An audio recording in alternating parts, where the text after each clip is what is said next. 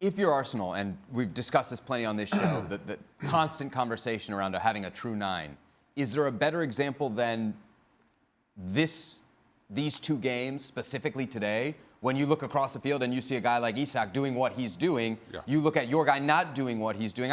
The only takeaway you can have from this is your Arsenal is we need that guy or something like it, right? Well, there's been talk of Alexander Isak to Arsenal for some time that they've been interested. But that's the difference in this series. Yeah, without question, that's been the difference between the two. Craig mentioned it. Arsenal, no guile, and he's absolutely right. There was outside of the Odegaard chance, there was absolutely no threat other than from set pieces, and we've been saying that about Arsenal and their set pieces, at least for the last couple of seasons. Other than that, absolutely nothing to offer. On the other side of that coin, you look up the other end, you've got Alexander Isak, who's running in behind defenses, a defense that wants to play a high line, can't cope with the pace. But then Alexander Isak leading the line allows Murphy, allows Gordon, who are also both quick, to stretch Arsenal defensively. While Arsenal can boast very good wingers, they don't have that out-and-out centre forward to spearhead that attack, to offer that kind of support to the wingers or create that kind of room for the wingers. So as a result, it just becomes very easy. Newcastle go three at the back, you line up against their front three, knowing full well that they're not going to expose you, and they didn't. There is a school of thought that he likes a sort of false number 9. That's not my... it wasn't me that said that. Well, that has to be the school of thought, right? That can be the only explanation for why you would continue to go down this road without a true number 9. Well, what I would say is a manager he worked under, who up until recently was considered the best manager on the planet, certainly one of the most successful, in Pep Guardiola, won the Premier League with a false 9 and still went out and bought Erling Haaland because he felt he needed a striker to score goals. And that's it in a nutshell. It's not, you can dress it up with all the fancy words that you want and all the stats that you want and all the XG and all this and the pressing and all that. Most successful teams, look at Real Madrid. Gone for Mbappe, before that it was Karim Benzema. Lewandowski at Barca, Bayern Munich. The list is endless. And Kai Havertz is a worker, but he's not a finisher. They need... if they go on and win the league this year, I hold my hands up and say I've been proven wrong, right? And I will. But it doesn't look likely. And ultimately, this performance tonight wasn't about Kai Havertz or anybody else. But this is a sorry, Frank. This is a sort of more rounded discussion about their issues. Now they've just bundled themselves out of two cup competitions. Their best two chances at a trophy this year, let's be honest. And put some sort of wishy-washy offer in that Aston Villa were always going to turn down for Ollie Watkins. Which makes you think, did they ever really try and buy a striker when they offered, I think, 60 million? So I think they realise they've made a complete balls up here of the recruitment in this position in the summer.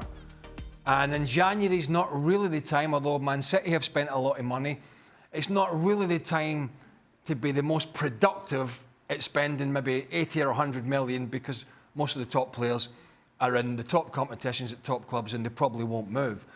And so there is a situation here now that we all said in the summer, pretty much, that to challenge, we thought it would be Man City this year, but it turns out it's Liverpool.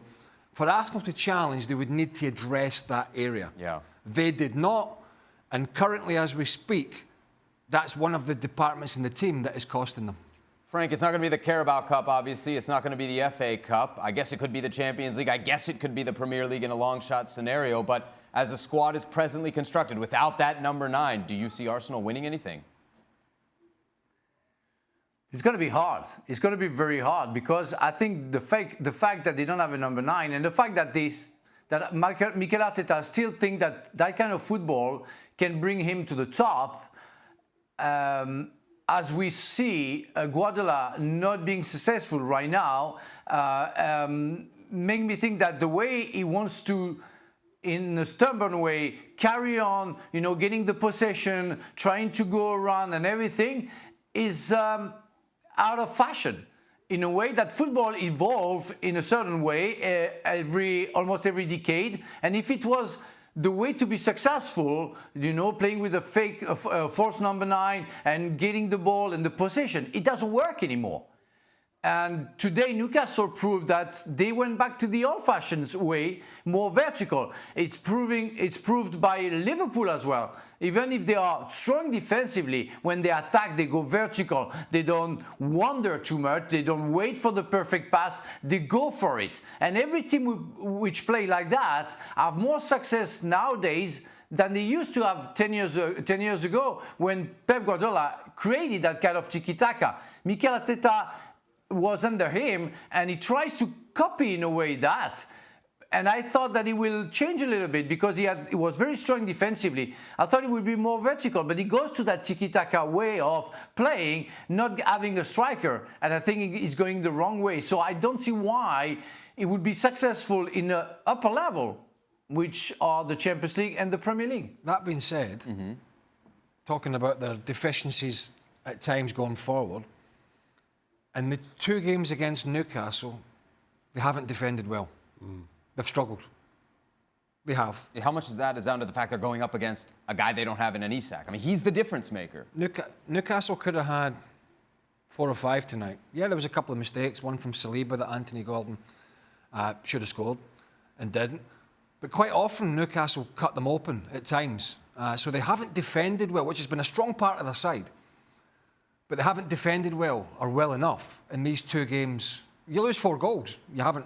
And you've got one of the strongest defences, probably in Europe, then they've either done something brilliant or you've not defended particularly well, and I think it's the latter. What do you think, Shaka? Oh, without question. Listen, we can mount a lot of criticism at Arsenal today, and rightly so. But I again will kind of stick on the positives around Newcastle and the performance today and the individual performances.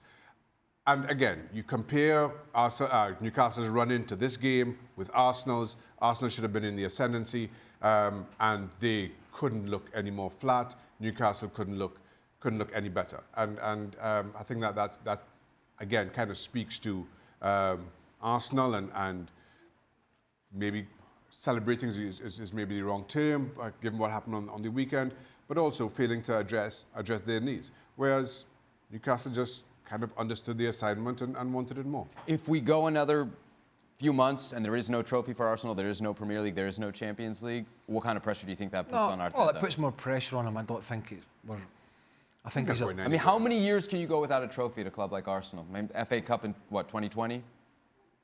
At a big club like that, you're spending hundreds of millions of dollars. Whatever happens, the board have to open the checkbook. And sign a striker. They absolutely have to, whatever it takes. I don't think Arsenal get over that line. And yes, you could go on a FA Cup run, you could go on a Carabao Cup run, as they did this time around. But if we are talking about a team winning the Premier League or the Champions League, they have to spend. They have to address that need. It's not just trophies, though. It's being in the hunt to have a chance, particularly in the Premier League, right to the death. You know, they have to be in the fight. They can't afford to be finishing a season 12, 15 points behind Liverpool. Would you back them to get back into the race this year? Well, I don't know how you could. I don't think it's over because I think, Liverpool would have to keep this sort of tremendous games and points ratio going. What in Arsenal makes you think they could catch Liverpool? We've just talked about talked about their attack not being good enough, and now you're talking about their defense not being good enough. No. The defence is good enough. It didn't defend particularly well for 2 games, or maybe one game certainly at St James's Park. What makes me think there is possibilities of Arsenal getting back in the title is Liverpool. Mm-hmm. If Liverpool, is there going to be? My question is there going to be a drop-off for Liverpool? My question would be: is Arsenal capable of taking advantage of that? Well, that is the big question. If Liverpool continue their form of the first half and a wee bit of the season, they will win the league. But it's never quite that simple. And if Liverpool hit a rocky path, then Arsenal need to make sure they're there. Mm-hmm. They're grinding results out, whichever way they can, to put pressure on. When you're asking if it's looking good or bad on the manager, if Liverpool slip up and Arsenal are still miles behind. It's a bad look. It's a bad look. And you can only do that for so long. You can't go every season. So if they don't win the league this year, they don't win the Champions League, and Liverpool win it at a canter, and the same thing happens next year, and it might be Man City, it might be Liverpool, whoever it is, and Arsenal are off the pace.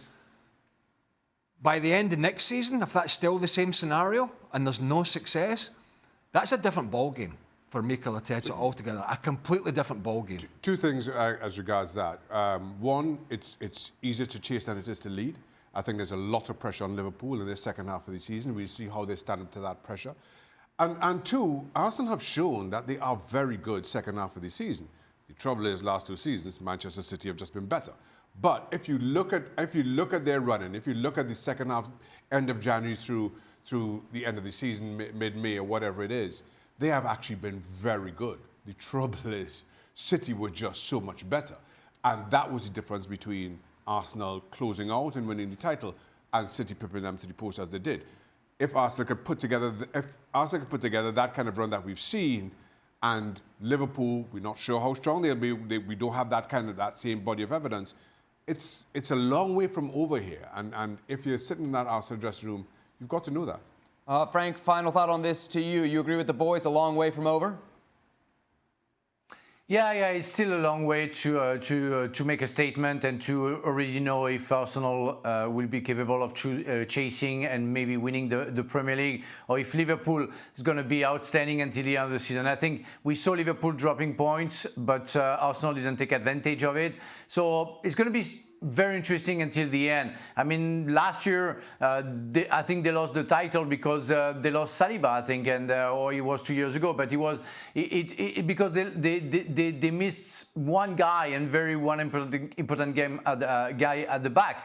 So yeah, I think it's always like that with the Premier League. You always have a surprise. You always don't know what's going to happen. It's the beauty of that championship, and I'm really impatient to know how those two teams going to handle the end of the season.